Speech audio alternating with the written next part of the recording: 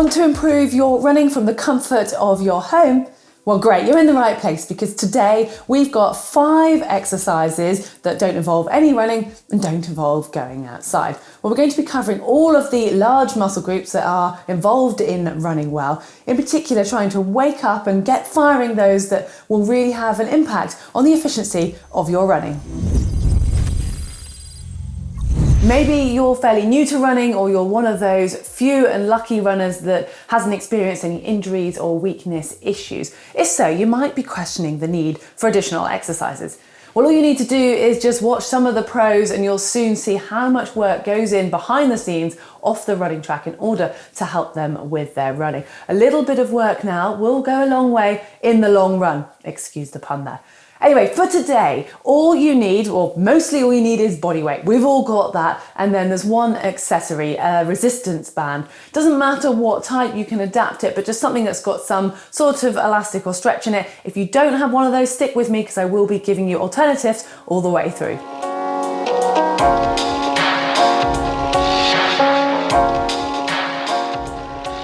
We're going to kick things off with a really nice simple one, calf raises. And all you need for this is a step or a ledge, something that's stable, and ideally a wall or a rail just next to it so you can hold on to start with for your balance. Start by standing on the step with the balls of your feet. If you're new to this exercise, you'll want to begin with double leg calf raises. Gently drop your heels down until you start to feel that stretch at the back of your calf. From here, rise up onto your tiptoes all the way to the top. Once you're at the top, then lower straight back down again in a nice controlled manner. Aim to do a set of 10, have a rest and repeat it twice more. And these can then be adapted and progressed. So single leg calf raises are the obvious level up. Make sure to keep your hips and shoulders level. If you are using the support, try to reduce this. This exercise predominantly works the gastrocnemius muscle, which is the big, most notable calf muscle. But if you want to also work the soleus, which sits sort of lower down and more underneath, then you need to repeat the same exercise, but with your knees bent. So have a slight bend in the knees and maintain that knee joint position whilst then going up and down on your toes. And you'll just feel it working lower down in your calf. And this exercise is also prescribed for athletes recovering from Achilles tendinopathy. So it's a great one to help strengthen that tendon as well.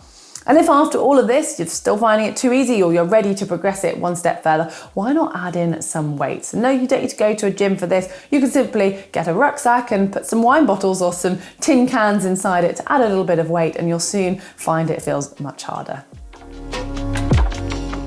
I love these crab walks, and you will soon discover what muscles they're working after just a few steps, trust me. And this is an exercise that you do need a resistance band, so make sure it's got enough stretch in it and it has enough resistance to make the exercise challenging for you. Place the band either around your ankles, just above, or just above your knees, not on the joints themselves. And you want to feel tension on it when you're standing with your feet hip width apart. Bend your knees into a semi-squat position, and it's a good idea to put your hands on your hips. The idea is to maintain this position with as little body movement as possible whilst taking side steps. And depending on the space available, you might need to adapt, but try to take 10 steps in each direction in total. If you've got a mirror, then just check your shoulders remain level, or why not try and balance something on your head to make sure there's no excessive movement. If you've got it right, you will feel a burn in the outside of your glutes pretty quickly, trust me. And take a rest after you've done 10 on each side and try and repeat it so you do a total of 3 sets. And now for the variation. If you really don't have a resistance band or even a pair of tights or anything you can use instead, then you can do an isometric hold standing against a wall. So you need to stand so that your hip is just away from the wall and you're at 90 degrees, so your side on. And then you're going to go into that sort of demi-squat position again, and simply with your lifted leg, your leg against the wall, you're going to try and push the wall away from you. So you're pushing outwards in the same position or the same action that you would be doing if you were doing a side step. However, this time there's no movement. So it's a good compromise.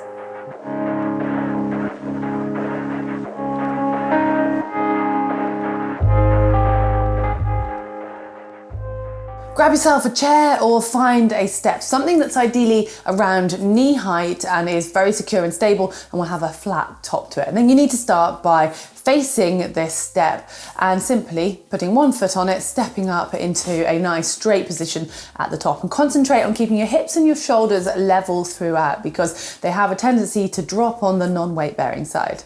Once you've mastered the control of the single leg step, then add in arms and a leg drive into an A-frame shape. So make sure to use the arm with the opposite leg, so you're replicating running, and stick with just 6 to 8 reps on one leg before swapping, and try and complete 3 sets on each.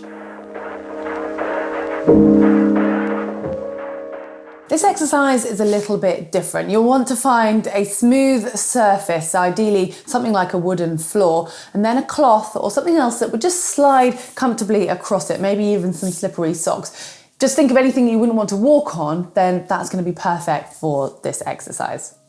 Then lie on your back with your knees bent and one foot resting on the cloth or using the socks. Raise your hips up into a hip bridge and in a controlled manner, slide that foot away on the cloth until your leg is straight. Then under control, pull it back so it's parallel with the other side. Complete 10 before swapping to the other side.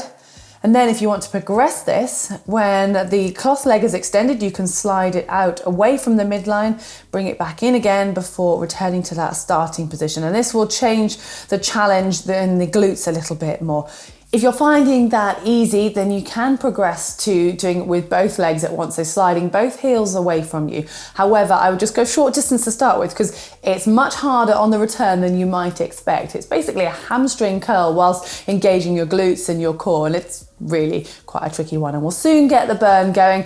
If you don't want to try this, you can stick to a nice simple hip bridge. If you want to make that slightly harder, you can put your heels on a step, so it's just going to change the action of the exercise slightly.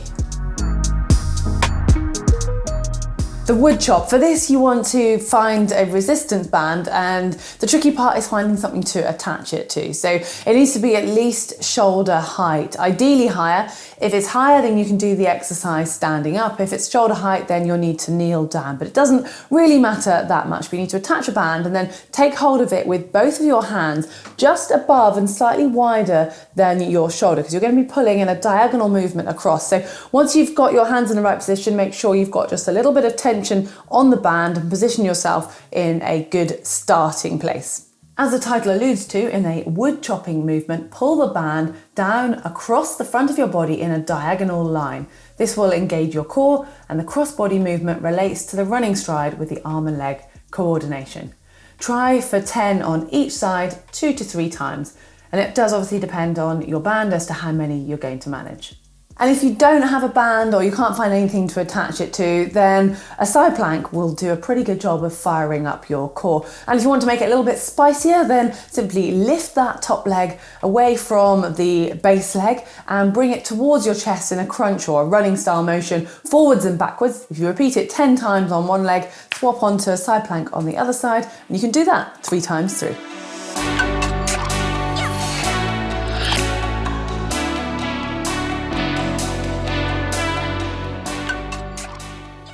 If done correctly, all of these exercises should be able to challenge you, and they're working slightly different muscle groups, so there will be crossover, and hopefully they'll all complement each other. But have a go at all of them, and if there's any that you really like, then why not incorporate them into your regular program, or stay with all 5 if you're new to these exercises. Anyway, let me know how you find them. If you've got a favorite, you can do that in the comments section below. Give us a like if you've enjoyed the video, and you can also check out our social media channels, see what we're up to there, and follow and subscribe to us here on YouTube.